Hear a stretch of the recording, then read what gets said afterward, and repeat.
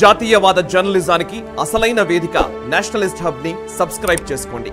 Notifications కోసం bell icon పై click చేయండి. అప్పుడు ఉన్నటువంటి పరిస్థితుల ఆధారంగా మనం వాళ్ళు చేయవలసి వస్తుంది. ఫర్ ఇన్స్టెన్స్ ఎంప్లాయ్మెంట్కి పెద్ద పీట వేస్తున్నామని ఆవిడ చెప్పడం జరిగింది. నిన్న వచ్చినటువంటి ఎకనామిక్ సర్వేలో కూడా దాని గురించి చర్చించడం జరిగింది. మనకు రమారమి సంవత్సరానికి 80-90 లక్షల ఉద్యోగాలు క్రియేట్ చేయవలసిన ఆవశ్యకత ఉన్నది అని వాళ్ళు చెప్పారు. కానీ మనకు అంతమంది గ్రాడ్యుయేట్స్ బయటకు వస్తున్నా కానీ ఉద్యోగాలు దొరకట్లేదు. ఎందుకు? దానికి కొన్ని కారణాలు ఇచ్చారు వాళ్ళు. మొట్టమొదటి కారణం ఏమి ఇచ్చారంటే స్కిల్ డిఫరెన్స్ అంటున్నారు వాళ్ళు. స్కిల్ గ్యాప్ ఉంది అంటున్నారు. అంటే మనం యాక్చువల్గా చూస్తున్నాం కదా, మనం గ్రౌండ్ లెవెల్లో చూస్తున్నాం. అందరూ ఇంజనీరింగ్ వెళ్తున్నారు. దాంట్లో కూడా ఏంటి, ఎలక్ట్రికల్, ఎలక్ట్రానిక్స్, కంప్యూటర్ సైన్స్ దానికి వెళ్తున్నారు. మెకానికల్ ఇంజనీరింగ్ ఎందుకు వెళ్ళట్లేదు? కెమికల్ ఇంజనీరింగ్ ఎందుకు వెళ్ళట్లేదు? ఇంకేదో మ్యానుఫ్యాక్చరింగ్, ప్రొడక్షన్ ఇంజనీరింగ్ ఎందుకు వెళ్ళట్లేదు? ఇటువంటివి చాలా క్రిటికల్ అంశాలు ఏవైతేనో అక్కడికి వెళ్ళట్లేదు వీళ్ళు. మనకు అక్కడ గ్యాప్స్ ఉన్నాయి. ఇన్ఫ్యాక్ట్ రీసెంట్గా ఒక రిపోర్ట్ కూడా వచ్చింది.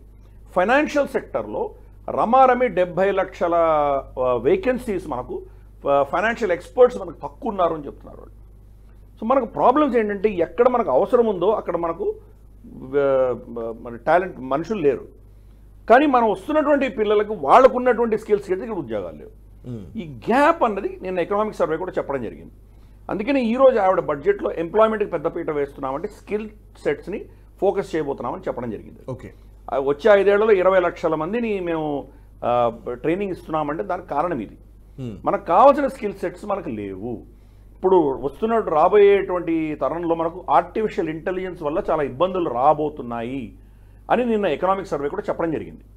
మరి ఆర్టిఫిషియల్ ఇంటెలిజెన్స్ వచ్చినప్పుడు దీన్ని ఎలా హ్యాండిల్ చేయాలి అన్న దానికి మన స్కిల్ సెట్స్ కావాలి కదా. కరెక్ట్. ఆర్టిఫిషియల్ ఇంటెలిజెన్స్కి సంబంధించిన ట్రైనింగ్ ఇవ్వాలి. అటువంటి ఉన్నటువంటి వాళ్ళ ఉద్యోగాలు పోయి ఇంట్లో కూర్చుంటే వాళ్ళ పరిస్థితి ఏమవుతుంది?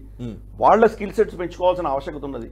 అంటే వస్తున్నటువంటి ఎంప్లాయ్మెంట్లోకి వస్తున్నటువంటి వర్క్ ఫోర్స్కి మనకు కొత్త స్కిల్ సెట్స్ ఇవ్వాలి.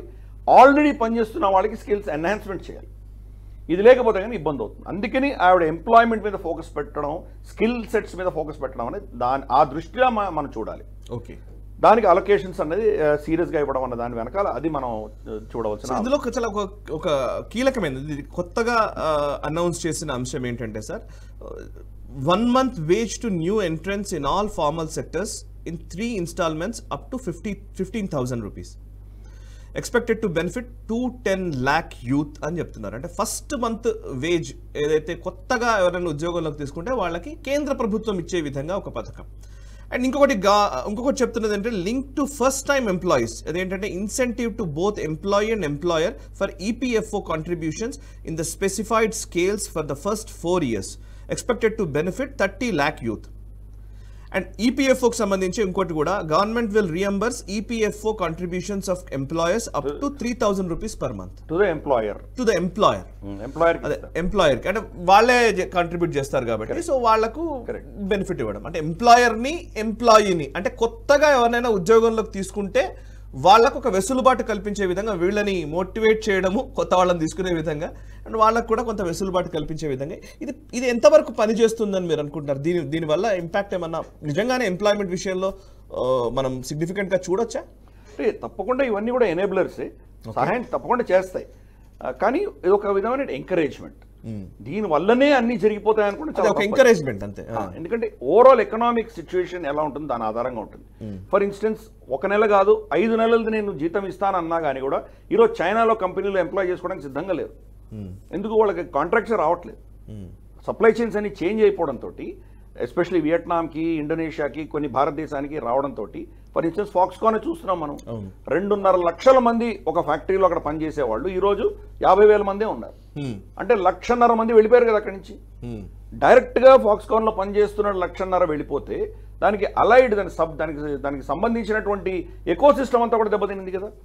చుట్టుపక్కల హోటల్స్ కావచ్చు, క్యాబ్ డ్రైవర్లు కావచ్చు, లేదా ఇతరత్ర మనకు సప్లై చైన్ కావచ్చు, మనకు ఏవైతే ఉన్నాయో అవన్నీ కూడా దెబ్బతిన్నాయి. ఓకే, సో ఇప్పుడు ఏమవుతుంది, మీరు ఇటువంటి స్కీమే చైనాలో ప్రవేశపెడితే అది గుణం చూపించకపోవచ్చు.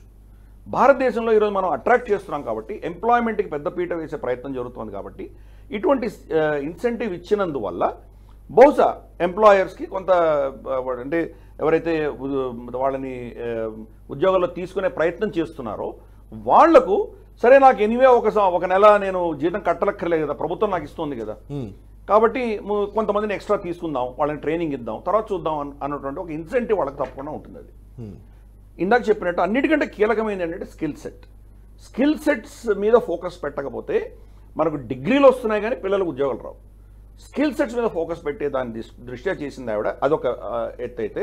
రెండవది ఎంప్లాయర్స్ని కూడా మీరు ఎక్కువ మందిని తీసుకునే ప్రయత్నం చేయండి అని చెప్పడం జరిగింది. ఇంకొకటి కూడా ఉంది దీంట్లో, 500 కంపెనీలలో ఇంటర్న్షిప్ కూడా ఇంట్రడ్యూస్ చేయడం జరిగింది. 500 టాప్ కంపెనీస్లో ఇంటర్న్షిప్ కూడా గవర్నమెంట్ కొంత సబ్సిడీ ఇవ్వబోతున్నది. మిగతా వాళ్ళు పెట్టబోయే పైసలు కూడా వాళ్ళ సిఎస్ఆర్ నుంచి పెట్టమని చెప్తున్నారు.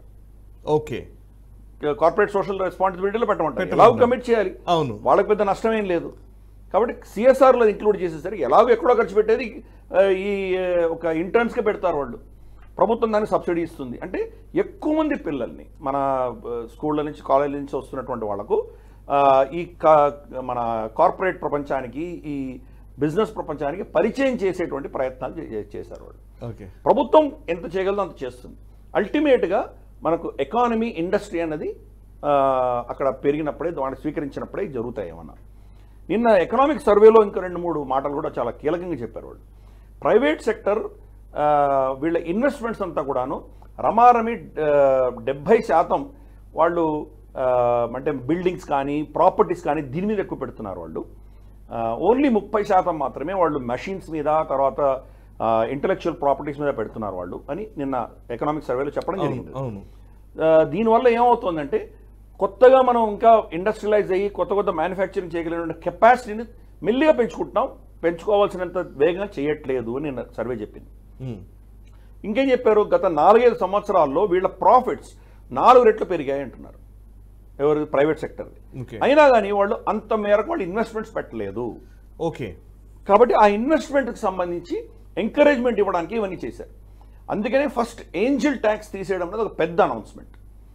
ఏంజల్ ట్యాక్స్ అన్నది మీరు కొత్తగా కంపెనీ పెట్టారు, కొత్తగా ఏదో ఇండస్ట్రీ స్టార్ట్ చేశారు, మీరు బయట నుంచి ఫండింగ్ తెచ్చుకుంటారు, ఏదో ఒక $1 బిలియన్ మీకు ఫండింగ్ ఎవరో ఇచ్చారు. ఇన్కమ్ ట్యాక్స్ డిసైడ్ చేస్తుంది ఇది కరెక్టా కాదా అని. బిజినెస్ మీకు తెలుసు, పెట్టే వాళ్ళకి రిస్క్ ఏంటో వాళ్ళు అసెస్ చేస్తున్నారు. మీ విలువ ఎంతో వీటిద్దరి మధ్యలో నిర్ణయించుకోవాలి, కానీ ఇన్కమ్ ట్యాక్స్ డిపార్ట్మెంట్ ఎవరు నిర్ణయించడానికి? అవును, ఫేర్ మార్కెట్ వాల్యూ వాళ్ళు డిసైడ్ చేస్తారు. అంతకంటే ఎక్కువ వచ్చిందంటే దాని మీద 30% ట్యాక్స్ కట్టాలి. ఓకే, సో దీనివల్ల ఏమైందంటే పెట్టుబడులు ఇక్కడ ఏదైతే ఎంత రావాల్సింది, ఎంత మేరకు రావాల్సిందో అంత మేరకు రాలేదు మనకు స్పష్టంగా అర్థమవుతుంది. ఇండస్ట్రీ నుంచి పెద్ద పుష్ బ్యాక్ వెళ్ళింది గవర్నమెంట్కి. అందుకని ఇప్పుడు ఎగ్జామ్ చేశారు, అందుకని దాన్ని చేశారు. అందుకని ఇప్పుడు చూస్తే కనుక మనకి ఎంప్లాయ్మెంట్ క్రియేషన్ కానీ, ఇన్వెస్ట్మెంట్స్ కానీ, అలాగే పిల్లలకు ఆపర్చునిటీస్ కానీ, వీటి మీద ఎక్కువ ఫోకస్ మనకి ఈ బడ్జెట్లో కనిపిస్తుంది. ఇవన్నీ కూడా అంశాలు మనం కలిపి చూస్తే కనుక ఫోకస్ తప్పకుండా దాని మీద ఉన్నట్లు మనకు కనిపిస్తుంది. చిన్న చిన్న అంశాలు ఎక్కడైతే గతంలో వాళ్ళకు ఇబ్బందులు ఉండేవో వాటిని తీసేసేటువంటి ప్రయత్నం ఈ బడ్జెట్లో జరిగింది.